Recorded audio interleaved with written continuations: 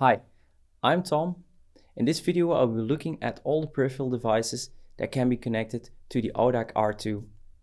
Starting off with the APM, which is the digital paging microphone. Then we have the ARU, digital relay units, the DW5066 audio and zone control wall panels, and the DW3020 zone control wall panels. The APM is a fully programmable tabletop paging microphone.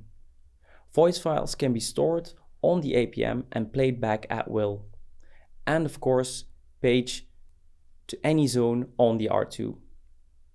With 4 models to choose from, you should have no problem finding the right model for you.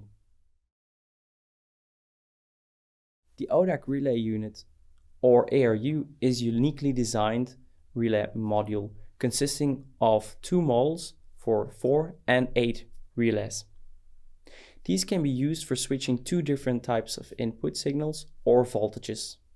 These relays again can be triggered by contacts on the ARU or via the APM. The most common situations are background music signals, priority signals, but the most common one is actually the R2 voltage switching or contacts via third-party devices.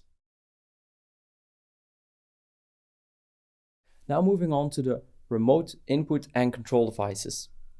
The DW3020 is a basic zone control wall panel with volume and input selection.